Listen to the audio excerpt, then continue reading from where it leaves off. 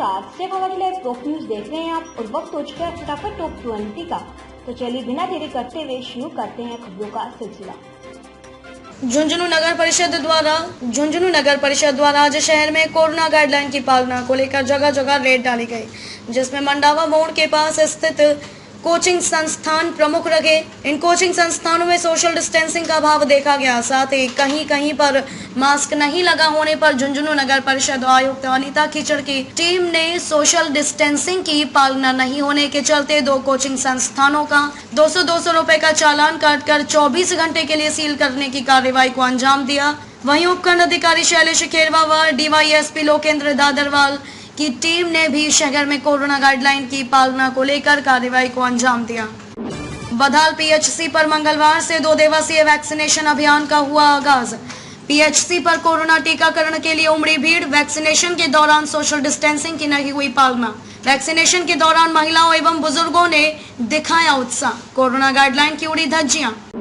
चूरू जिला कलेक्टर सावरमल वर्मा ने जिले के सभी उपखंड अधिकारियों को कोरोना संक्रमण रोकथाम के लिए राज्य सरकार की ओर से 19 अप्रैल तक के लिए जारी विशेष गाइडलाइन एवं टीकाकरण जन जागरूकता अभियान चलाए जाने के आदेश दिए गए। आदेश में कहा गया है कि प्रत्येक उपखंड में SDM, पुलिस उपाधीक्षक एवं नगर निकाय अधिकारी का संयुक्त प्रवर्तन दल गठन कर कोविड उपयुक्त व्यवहार की पालना के लिए एक विशेष अभियान चलाएं।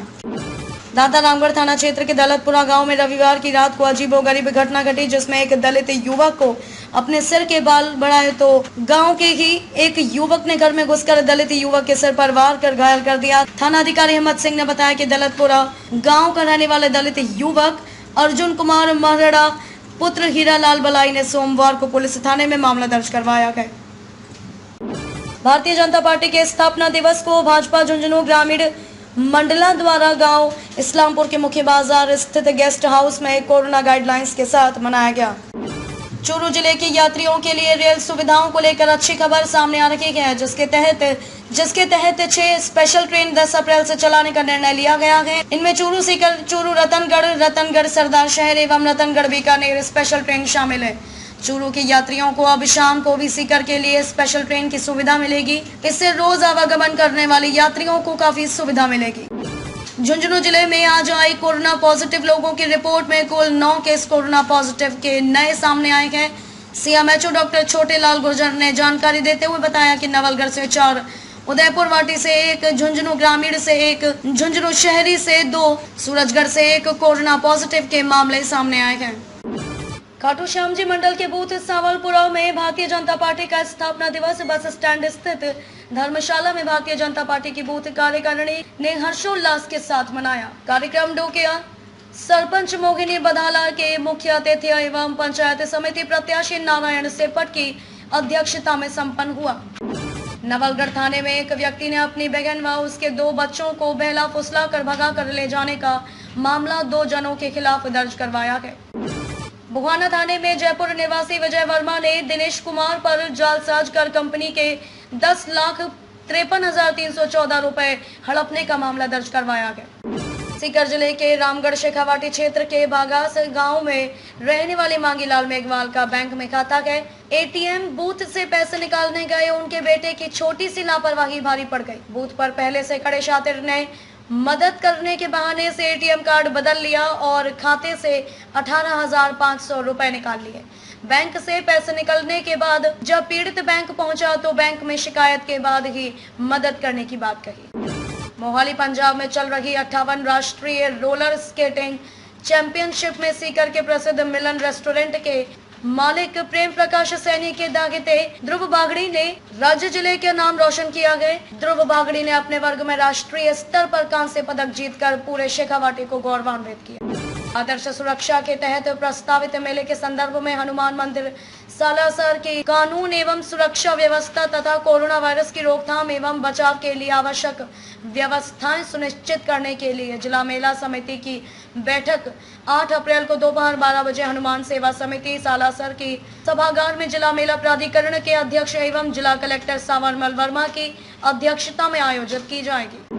मासूम के साथ दरिंदगी करने वाले को फांसी की सजा देने के बाद भी जिले में ऐसी घटनाएं रुकने का नाम नहीं ले रही है। पिलानी थाना अंतर्गत खेड़ाला गांव में सोमवार को सामाजिक ताने बाने को तहस नहस करने वाली एक घटना सामने आई। एक युवक ने घर में खेल रही अपनी 15 साल की चचेरी बहन से दुष्कर्म किया। घटना के समय बालिका के माता पिता खेत में लावड़ी के लिए गए थे। बालिका के पिता की रिपोर्ट के बाद पुलिस ने पीड़िता का मेडिकल करवाया गया, साथ ही आरोपी को हिरासत में लिया गया। अस्पताल में सर्जन, एनेस्थीसिया, स्त्री रोग विशेषज्ञ सहित अन्य शल्य चिकित्सक हैं।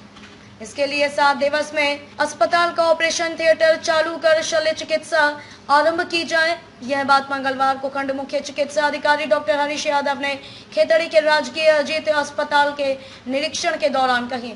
खंड मुख्य चिकित्सा अधिकारी डॉक्टर हरीश यादव ने खेतड़ी के राजकीय अजीत अस्पताल का औचक निरीक्षण किया। महाराष्ट्र में साप्ताहिक पॉजिटिविटी रेट का 24% होना चिंताजनक। स्वास्थ्य मंत्रालय देश में कोरोना के बढ़ते मामलों और टीकाकरण की स्थिति को लेकर केंद्रीय स्वास्थ्य सचिव राजेश भूषण ने कहा कि देश में कुल कोविड-19 के मामलों में से 92% मरीज रिकवर हो चुके हैं। 1.3% मौतें हुई हैं। लगभग 6% नए कोविड मामले हैं। जयललिता की करीबी रही शशिकला का नाम वोटर लिस्ट से गायब।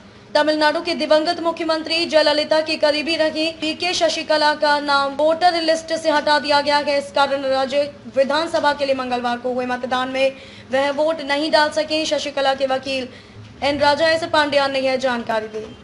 कोरोना के बढ़ते मामलों और टीकाकरण को लेकर हर्षवर्धन करेंगे 11 राज्यों के स्वास्थ्य मंत्रियों के साथ बैठक। केंद्रीय स्वास्थ्य मंत्री हर्षवर्धन मंगलवार को उन 11 राज्यों और केंद्र शासित प्रदेशों के स्वास्थ्य मंत्रियों के साथ बैठक करेंगे जहां पिछले कुछ दिनों से संक्रमण के ज्यादा मामले सामने आ रहे हैं। साथ ही देश में टीकाकरण की स्थिति पर भी चर्चा होगी। हावड़ा में बोले पीएम मोदी, दीदी की पार्टी को पोलिंग बूथों पर नहीं मिल रहे एजेंट। तीसरे चरण के चुनावों के बीच प्रधानमंत्री नरेंद्र मोदी आज पश्चिम बंगाल में कई रैलियों को संबोधित कर रहे हैं। हावड़ा में चुनावी रैली को संबोधित करते हुए पीएम मोदी ने कहा कि पश्चिम बंगाल में टीएमसी की स्थिति ऐसी है कि दीदी की पार्टी को पोलिंग बूथों पर पोलिंग एजेंट तक नहीं मिल रहे हैं। तीसरे चरण में भी बवाल, टीएमसी का आरोप, आरामबाग में उम्मीदवार सुजाता मंडल पर हुआ हमला। पश्चिम बंगाल में तीसरे चरण के लिए वोटिंग जारी है। 31 सीटों पर मतदान हो रहे हैं। पहले 2 चरण की तरह तीसरे चरण में भी हिंसा और आरोप प्रत्यारोप का दौर जारी है। फिलहाल शेखावाटी लाइव टॉप 20 में बस इतना ही। खबरों का सिलसिला यूं लगातार जारी है। आप बने रहे शेखावाटी लाइव के साथ।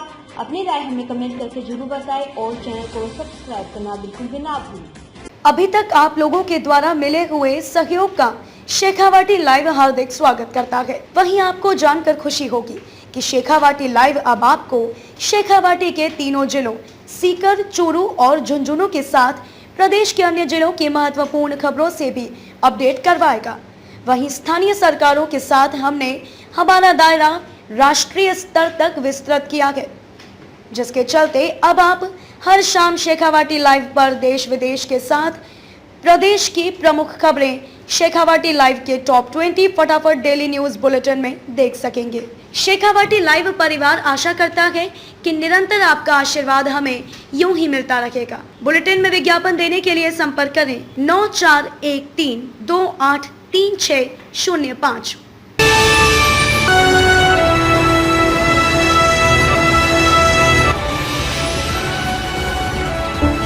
शेखावाटी लाइव, धड़कन शेखावाटी की।